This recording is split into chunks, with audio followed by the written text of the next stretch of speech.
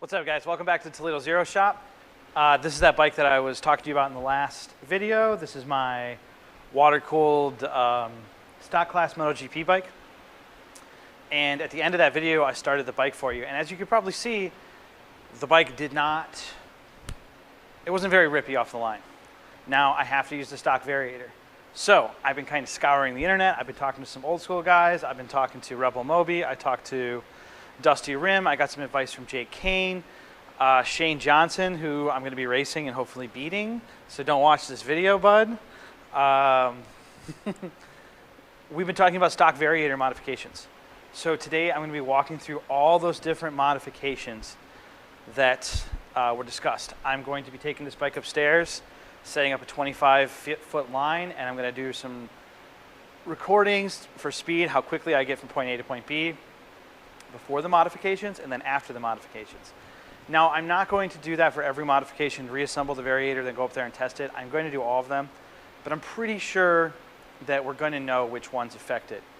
The first modification I got from Jake Kane, and a couple other guys have done this, but this one particularly I got from Jake Kane, was, as you can see, my Variator is lightened, but I still have my starter arms in here. Jake runs his stock Variator without any starter arms. He drill starts his bike. I have a modification for the late party, so I can just pull start it. So I'm going to do that. But it's still very similar to what Jake's doing. So we're going to be, first off, removing the starter arms.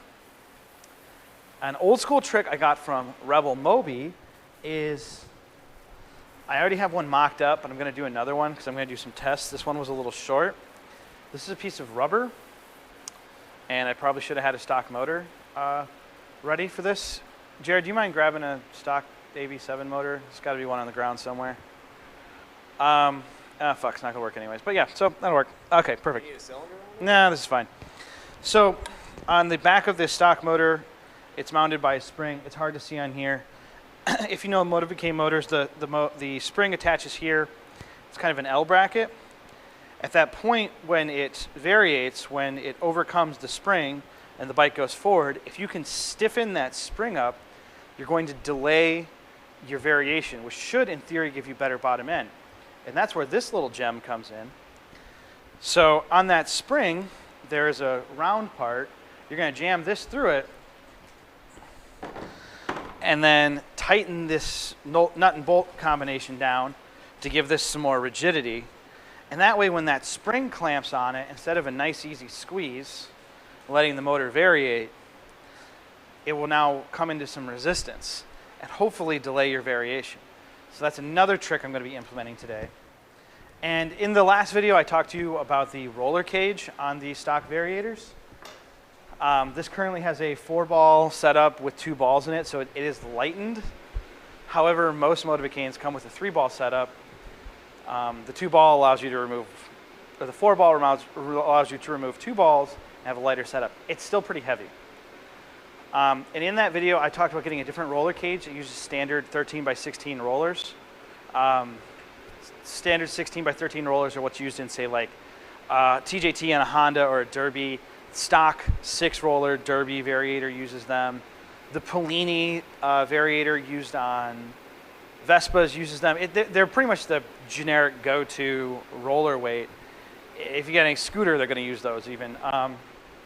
So the new roller cage that I have coming will allow me to use those. So this might negate that mod, but I'm still going to give it a try. I'm going to take those 2 balls, I'm going to put a hole in them and drill them out and lighten them out. I'm going to drill some balls today. I'm going to just drill some balls and see if lightening them helps at all. All those things in tandem, I'm hoping to obtain a good bottom end. Now, another thing that Shane tried, and I believe that Jake tried, was oiling the pads so they slip a little more before they catch. They said that kind of worked, kind of didn't. That's like a stopgap to me. I'm trying to get this to just be better in general. Like Jake is, like I said, he's drill starting his bikes, but I want to ride this bike on. This isn't just for the track. I want to be able to ride this bike as well. So my modifications are hopefully things that'll work in tandem with a bike that you would ride every day and can take to the track. I don't plan on cleaning up at the track or anything, but I'd like to do as best I can. So those are some of the modifications I'm going to do. Dusty Rim also suggested cutting down the pads on the stock Variator. That's what he does on his.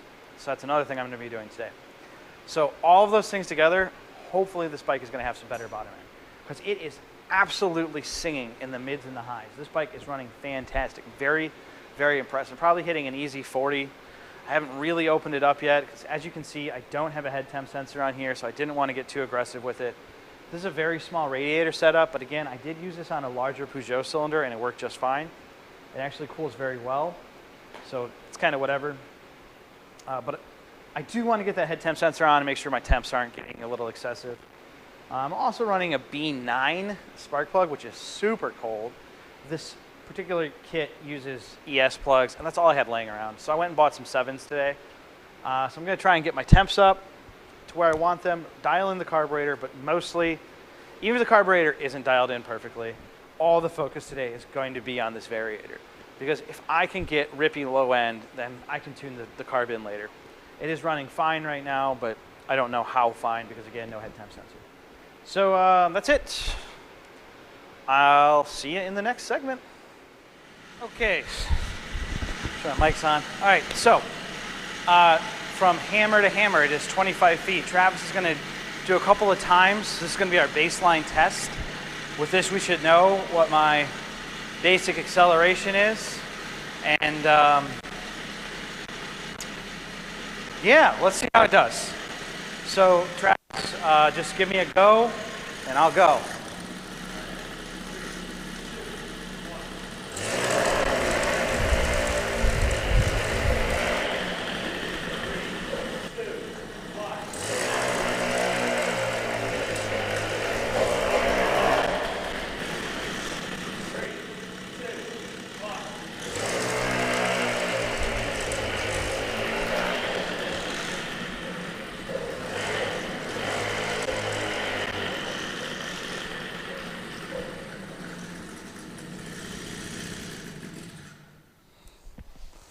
So what was about my average time? That last one was 3.08. First one was 3.22. Second one I got you at 2.95. So around 3 seconds? Yeah. Okay. As you can see, moped racing ain't fast. I mean, as you saw me going around, though, you know, I was picking up speed. And you can hear the bike running very, very well. But man, off the line, that's just like that's cringy speeds. Yeah. So, yeah, so next segment, I'm going to take this Variator off, and we're going to start going through the modifications together. So, check it out. Okay. All right, so you can't see my face very well, but that's all right, because I want to make sure you are focused here on the Variator. A couple quick things to get together. MLM makes these. You can make them on your own, but they're really fucking nice for stock Variators. The Variator slides on, and these two little pegs hold it in place. So you're going to need that, or a homemade one. Put that in your vise. 36 millimeter socket. This is to take part of the Variator apart. We'll get to that in a moment. I like to use it with an impact. You can, if with this locked up, particularly if it's an older Variator, you're not going to be able to get it with the impact the first time. You're going to need a big fucking wrench to break this thing loose. But I've taken this Variator apart quite a few times, and I should be able to get it with an impact. If not, you'll see me getting a big wrench out. And then this is like the ultimate fucking tool. Roland, the Zero Scout, recommended this to me. This is for removing oil filters from cars. This will help us on the back side of the Variator. So, I've got the Variator off the bike. This is how it will come to you when you take it off. The first modification I did, I'm blind right now, so, is I drilled a bunch of holes in it to lighten it. As you can see, they're not terribly even, but this cut down the weight quite a bit, and any spinning rotational mass that you can eliminate is a good thing. Next, and I was going to do this on camera, but I guess I already did it, is as you can see, the clutch pads should go all the way. I ground them down to about a quarter or three, probably 1/3 of their original length. That delays the grabbing. So on that test that Travis and I just did was actually a little, it might have been worse. My numbers might have been even more off had I not done this. But you know, 3 seconds actually wasn't as bad as I thought. I thought that was going to take like 4 or 5. But we can still do better. So set that aside, drill it out, modify your starter pads. This allows the bike to spin up higher before it catches, hence giving you a better bottom end. The next modification we're going to do is, these are the starter arms. Say goodbye to these boys. So to get to those, we have to take off the rear cheek, and you need to take off the main nut that holds everything together. So this is where our MLM tool comes in handy. We drop this guy on, make sure it lines up. As you can see, there's those two holes there. Lines up with our holes on there. And now we've got this in place. This nut is reverse thread. Very important to remember. You might make this a much worse experience for yourself by tightening it down when you think you're loosening. So we got a 36 millimeter. Boom. That will not come off with an impact if you are doing this on an old Variator. So set that aside. This plate is regular, so we're going to take this off in the normal fashion. So you get your tool here. Am I going the wrong way? Oh, this is regular thread. See? So I have other people here.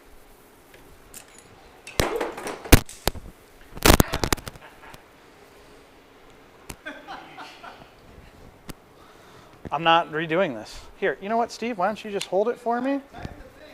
Come over here, look at the Variator. I can see. Highly experienced film crew. Okay. Well, now we're really close. Okay, so we're taking the Variator off, or we're taking the rear cheek of the Variator off. Now, this is our plate. As you can see in this, I already have the 4-ball Polini Variator with 2 balls. Typically this will be a 3, or if you get lucky, you will find these with 4, sometimes stock. And you can remove 2. Oh, that's a little greasy in there. So we're going to take this off. And remember, we're going to try and lighten these balls at a later point. We're going to drill some balls. So now we can get to those starter arms.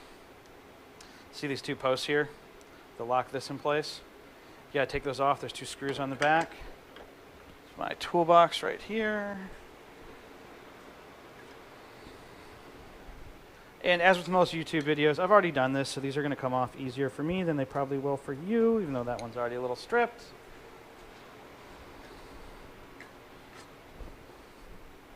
So we're gonna leave that one alone for a second. When I first took these off, I did use an impact. I found that to make life a little easier.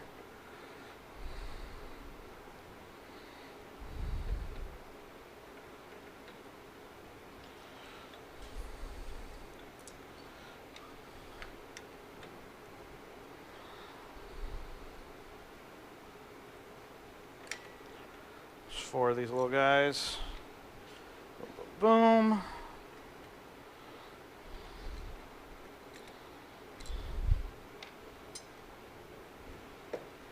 Okay, you ready for some magic?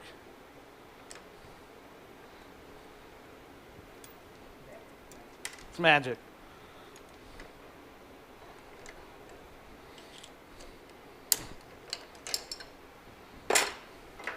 Starter plate's removed. That's literally it.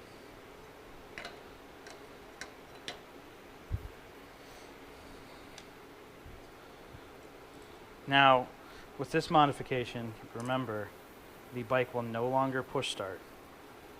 Oh God, these are magnetic and I'm over here and are fucking nasty.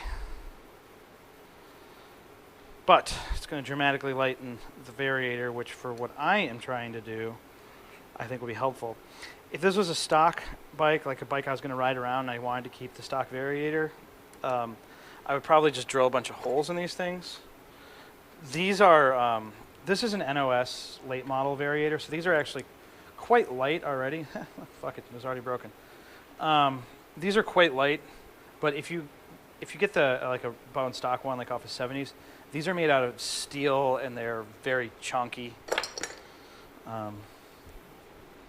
Yeah, it's not good metal. It's not Chinesium. It's Turkishesium.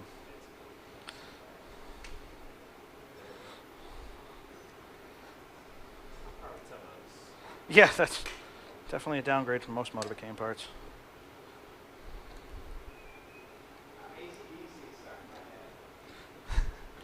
I'm back. Shit. You get another YouTube video removed. Okay. So that was like a super simple modification. Now, as you can see, this is lighter. There's no more drag in there. So this part is done. We are done working on that. Up next, we're going to take these balls. Maybe we'll get a drug scale, and we're going to weigh them. I'm going to drill holes in them. I'm going to drill a single hole through it and try and lighten them. Again, this is kind of redundant because you can buy the roller cage that uses the 13 by 16 weights, but if you just want to be cheap, and who knows, maybe this is going to work really well. We're going to lighten these weights so that the variator takes longer to variate, which lets the motor gain more power in the low end before engaging. It should make us quicker off the line. So we'll do that in the next video, or the next segment of this video. Sorry. Here we go. Okay, welcome back. So this is the part, I'm going to do this right in front of you guys because I've never fucking done this before. This is the part that Dusty thinks is going to be really tricky, and I agree with him. So first what we're going to do is we're going to weigh the stock balls. Let our drug scale do its thing. 10 grams. So what we're going to do, we've got a very thin drill bit here. I'm going to be using that on the drill press right behind you in just a second. This is going to be real interesting. This is where Dusty thought it's going to get real tricky, and I agree. So I'm going to put a punch on the ball, which in itself is fun. That's why I've got this glove here.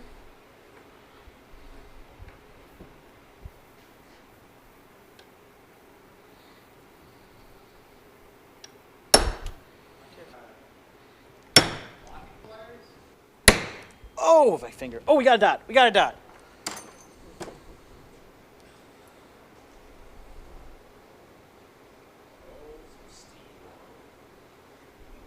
I lost the dot.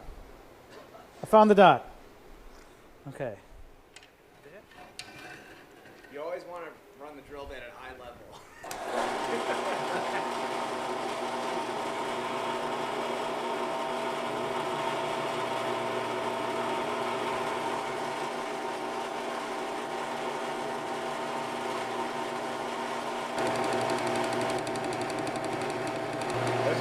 Those are harder than rock. Dusty did say these are very hard balls. I think that drill bit is insufficient. I don't think we're going to be able to drill a hole in. So we're back at the Dremel. Drill press. Drill press. With a Dremel bit. We're using a Dremel bit that one of our members is a professional machinist, and he makes these Dremel bits for the aircraft industry, which is actually right up Jake Kane's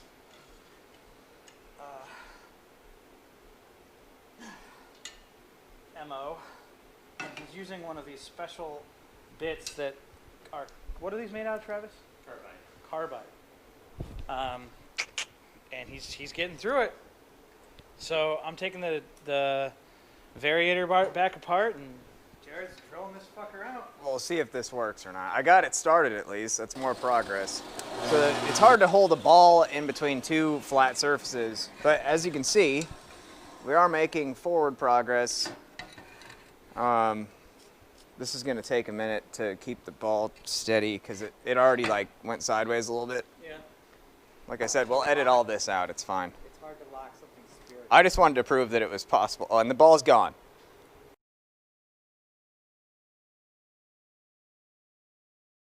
All right, well, there you go. That's a failed attempt right there. All right, so our ball experiment failed. So we're just going to put this guy back together.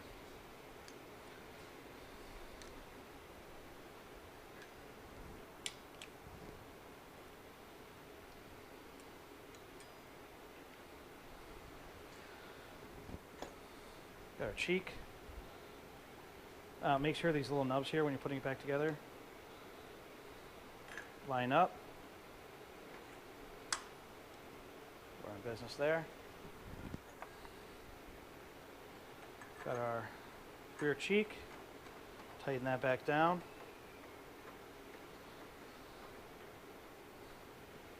Yes, this is regular thread.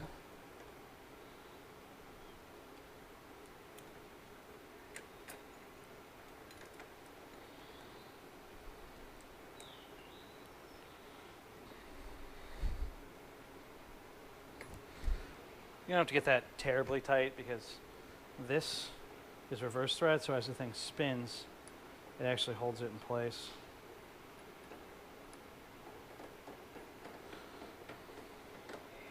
Travis, can you hand me the battery from that drill?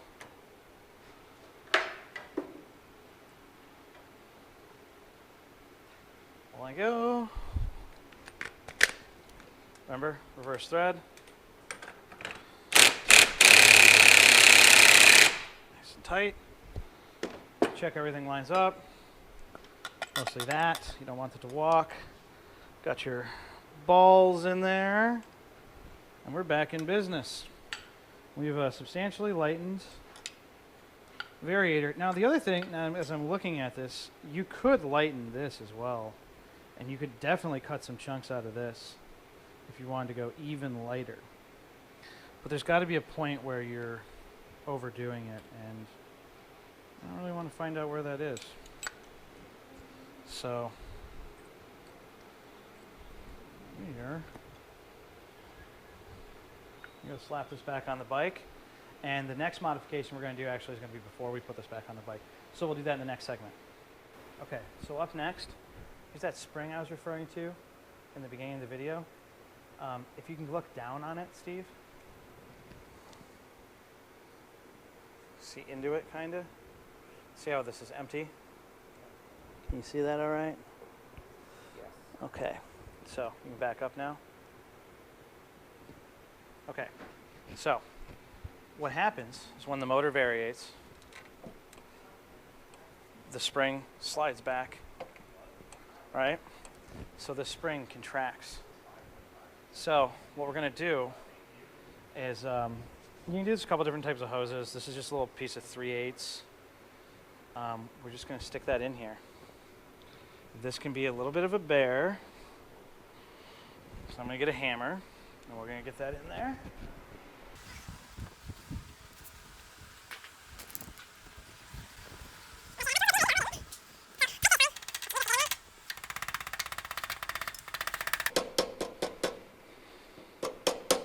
This is a trick from Rebel Moby.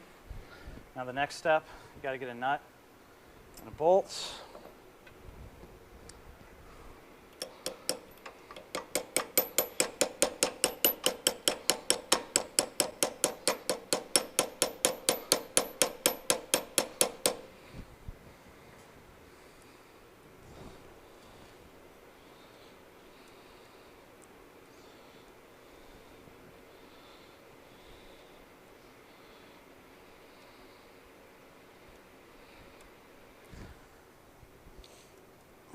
Tighten that guy up.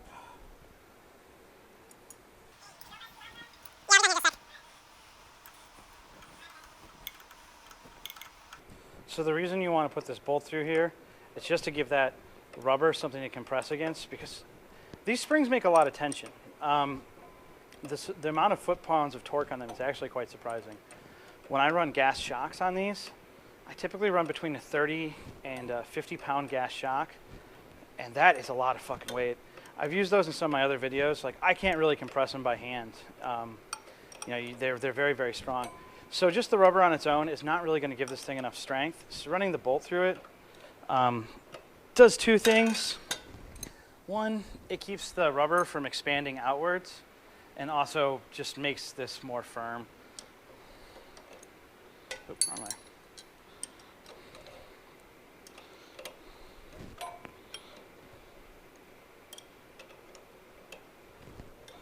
There is a little bit of secret to this from what Rebel said. I'm not really doing it right now with this first test. He said to leave a little bit of excess. That way it can squish out and get tighter. This one I've already ran before and it worked quite well. So as you can see, it's all in there. I'm going to toss the stock Variator back on. This is a standard late party CDI. I'm going to swap this magneto out for a pole start unit that I already built. I'll show you that in a second. It's no different. It just has a little notch cut into it because now that we've removed those starter arms, we are going to have to be able to start the bike somehow. So this is going to be our somehow here. So I'm going to toss that on. I'm going to keep it timed exactly what it's timed at right now. Oh, hiccup, sorry. This is timed at 1.1 millimeters for TDC.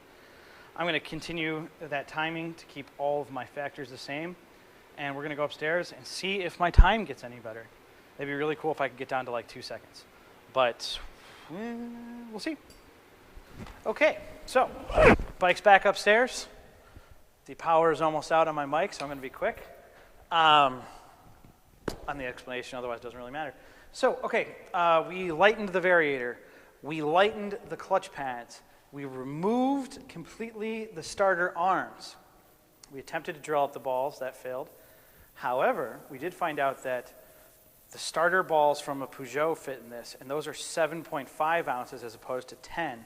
So we've lightened our overall variation weight from 20, not ounces, grams, I guess, 20 grams to 15 grams. And I also put a pole start on it now. So let's start the spike up and see if we can do a little better. Remember, our times range between 2.95 and 3.22, I think was our extreme. Yep. So I'm going to start this, do a couple laps again to get the bike warmed up, and we'll see.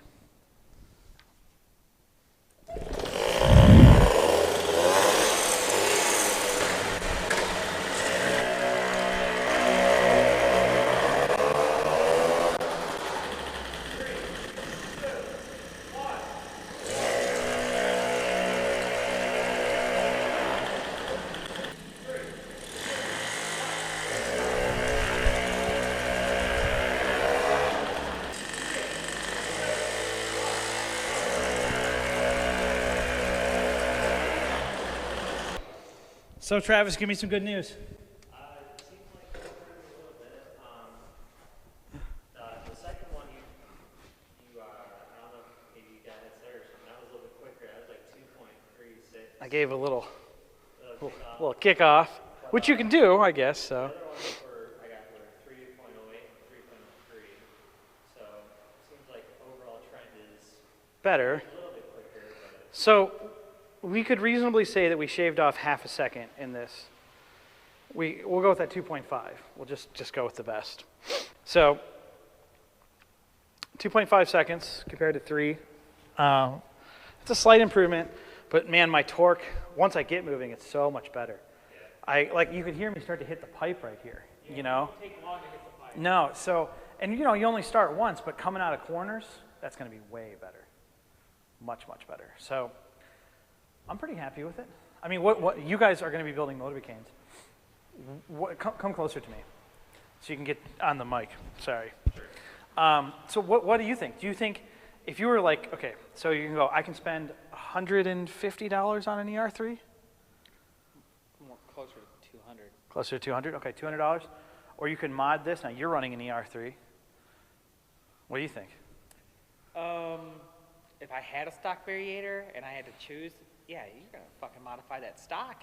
If you're getting 80% of the performance modifying something, you're gonna take it over spending that money. Unless you're obviously, if you're gonna build everything out, build everything out. But if you're not, there's no reason to spend it on a performance part when that's your only performance part. Yeah, I agree. I feel like I'll probably go the right way with just modifying stock. Yeah, I would agree. I'm quite impressed as a guy who's always gone straight to ER3s.